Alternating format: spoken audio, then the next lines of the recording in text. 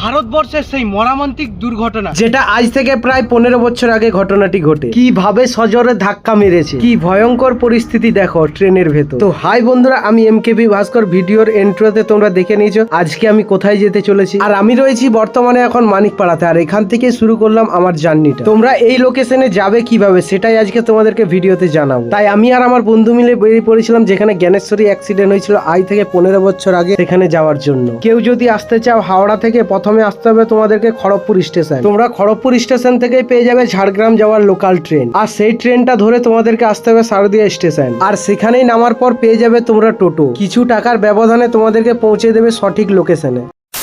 ভারতবর্ষের ইতিহাসে ঘটে যাওয়া একটি ভয়ঙ্কর ট্রেন অ্যাক্সিডেন্ট। জ্ঞানেশ্বরী এক্সপ্রেস দুর্ঘটনাটি ঘটে 2010 সালের 28 মে শুক্রবার আনুমানিক 1:30 নাগাদ এই ঘটনাটি ঘটে পশ্চিম মেদিনীপুর ঝাড়গ্রাম জেলার রাজবাঁধ এলাকায় হেমাশুলি ও সরডিহা স্টেশনের মাঝামাঝি এই দুর্ঘটনাটি ঘটে। প্রাথমিকভাবে জানা যায় নাকি এটা নাশকতা বলে সন্দেহ করা হয়েছিল। ট্রেনটা লাইনচ্যুত হয়ে যাওয়ার পরে উল্টো দিক থেকে আসা একটি মালগাড়ি সঙ্গে লাইনচ্যুত বগিগুলোর সঙ্গে সংঘর্ষ হয়, যা দুর্ঘটনার থেকে ভয়াবহতা বাড়িয়ে দেয়। এই দুর্ঘটনায় 140 থেকে 148 জন যাত্রীর মৃত্যু হয়েছিল। আহত হয়েছিলেন প্রায় 180 থেকে 200 জনেরও বেশি যাত্রী। আবার অনেকের দেহ এতটাই খারাপ অবস্থা হয়ে গেছিল যাকে চিনতেই পারা যাচ্ছিল না। আমি মনে করি এই জায়গাতে রাত্রে আসা কোনো মানুষেরই সেভ না। আর এই ভিডিওর তোমরা যদি ফুল পার্ট দেখতে যাও তাহলে আমার ইউটিউব চ্যানেলটি সাবস্ক্রাইব করে রাখো। দেখা হবে আবার কোনো একটি নতুন ভিডিওর সাথে। ততক্ষণ পর্যন্ত সবাই সুস্থ থেকে ভালো থেকে, লাভ ইউ অল।